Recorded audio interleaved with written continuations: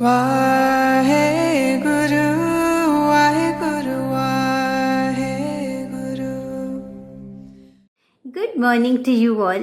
Today's morning Hukamnama from Shri Darbar Sahib Amritsar is by Shri Guru Arjan Dev Ji in Rag Sorat Ang 616 of Shri Guru Granth Sahib Ji. Let's read it, understand so that we can implement in our day-to-day life. Satnam Shri Vaheguru Sahib Ji Sorat Mahalla Panjwa. माया मोह मगन अंधियारे देवन हार न जाने. Infatuated with the darkness of emotional attachment to Maya, he does not know the Lord, the great giver.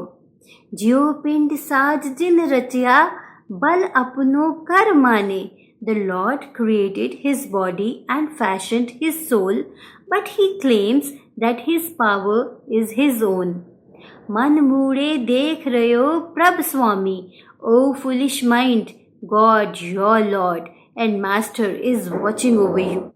जो किछ करे सोई सोई जाने रहे न कछुए छानी रहाओ. Whatever you do, he knows. Nothing can remain concealed from him. Now let's relate this with our day-to-day life so that we can implement it today. ये एक बड़ी प्रैक्टिकल सी बात है कि हमें फ्रीडम की फीलिंग तब होती है when we have good shelter, nourished food to eat. हमारे पास सारी बेसिक एम्यूनिटीज़ हैं, हमारी मेडिकल नीड्स पूरी हो रही हैं, हमारी और वो लोग जो हम पे डिपेंडेंट है, हमारी फैमिली.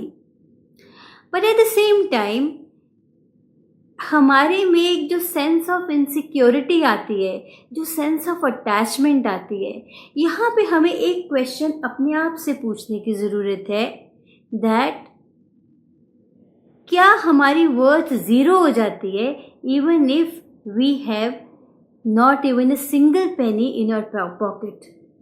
हमारी वर्थ ज़ीरो तो नहीं हो जाती ना.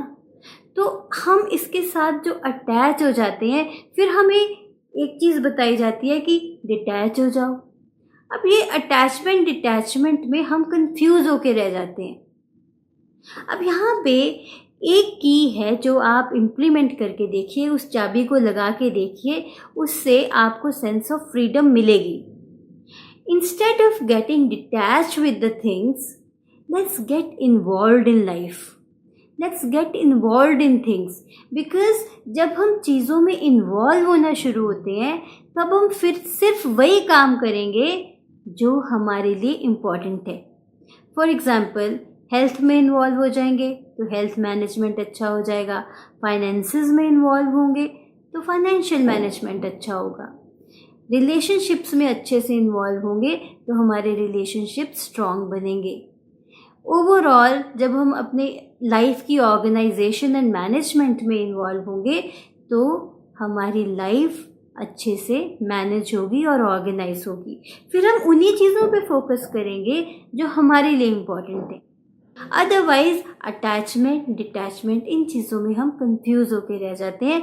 तो आज से इस चीज़ को इम्प्लीमेंट करके देखिए. Get involved with the things that are important to you. Now another aspect is that हमें सिर्फ एक ही चीज़ सिखाई जाती है, बिजनेस मैनेजमेंट. सारा कुछ का जो एक फंडामेंटल्स होते हैं वो होते हैं फाइनेंसिस, इकोनॉमिक्स. हमें लाइफ मैनेजमेंट नहीं सिखाई जाती where we need to balance out the various areas of our life which are important to us. तो कौन कौन से एरियाज जो हमारे लिए इम्पोर्टेंट होते हैं? ऑफ कोर्स हेल्थ और फैमिली और रिलेशनशिप्स और वर्क. अगर आप जॉब करते हो तो आपकी जॉब, अगर आप बिज़नेस करते हो तो आपका बिज़नेस. आप जो भी काम करते हो आप उस चीज़ में, जैसे मैंने बताया, इन्वॉल्व होके सारे एरियाज़ को मैनेज कीजिए. सिर्फ एक ही पॉइंट ऑफ व्यू से अपनी ज़िंदगी को ना मेजर कीजिए, that is economics. Try to see the overall management of your life which will actually make your life very beautiful because here you are trying to balance out your life. अब आप इस चीज़ को भी कभी note कीजिए कि जो लोग हमें लगता है कि लाइफ में फेल हो गए हैं वो भी परेशान है, बट जो लोग सक्सेसफुल हैं वो भी परेशान है. हमें लगता है कि वो बहुत सक्सेसफुल है, that actor was highly successful, that businessman was highly successful, still उसने सुसाइड कमिट करा। बिकॉज यहाँ सक्सेस की डेफिनेशन हर किसी के लिए अलग अलग है। अब जो लोग हमें सक्सेसफुल लगते हैं, एक चीज़ आप अपने आप से क्वेश्चन कीजिए कि सक्सेस जब हम किसी भी फील्ड में गेन करते हैं तब हम ज़्यादा खुश होते हैं, या जब हम 5 साल के थे और जिस फ्रीडम से हम रहते थे तब हम ज़्यादा खुश हैं? Because when we are trying to seek the success, there also we are only focusing on success, we are only focusing on achievement.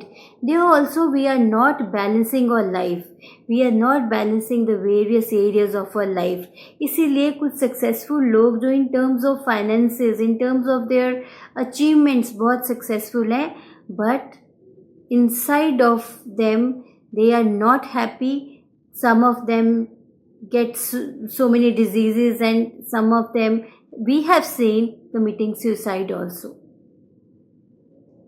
Then of course whatever we do, almighty हमारे कर्म नहीं डिसाइड करता, हम करते हैं कि जो present moment में हम एक्शन ले रहे हैं उसी से ही हमारे कर्म बनते हैं. So that's why it's very important to get connected with Almighty so that we do right deeds. That's why it's beautifully said. Man moode dekh rahe ho Prabh Swami, O foolish mind, God your Lord and Master is watching over you. Jo khich kare soi soi jaane, rahe na kachue chhani, rahau. Whatever you do, He knows, nothing can remain concealed from Him. तो चाहे कोई भी ना हमें देखे, हमारे खुद conscious तो हमें देख ही रही है ना कि हम कर क्या रहे हैं. That's why the connection with higher power, highest being of ourselves is very important, so that we take the right actions. Because अभी हम अगर अच्छा एक्शन लेंगे, ठीक एक्शन लेंगे, तो हमारा नेक्स्ट मोमेंट उसी से ही डिफाइन हो रहा है. तो आज एक प्रैक्टिस करते हैं. आज चीज़ों से डिटैचमेंट और अटैचमेंट का ये जो चक्कर है, इसको छोड़ के गेट इन्वॉल्व विथ थिंग्स. आपके लिए जो जो भी इम्पोर्टेंट है उसको अच्छे से इन्वॉल्व होके कीजिए, उसको अच्छे से उस चीज़ में इंटरेस्ट लेके कॉन्शियसली अवेयर होके वो एक्शंस लीजिए. And get connected to almighty so that you take the right actions. You are aware कि आप कर क्या रहे हो और इसका इम्पैक्ट आप पे कैसा होगा. आज इस चीज़ की प्रैक्टिस कीजिए. Take care, love you all, be balanced, be happy. Wahe Guru.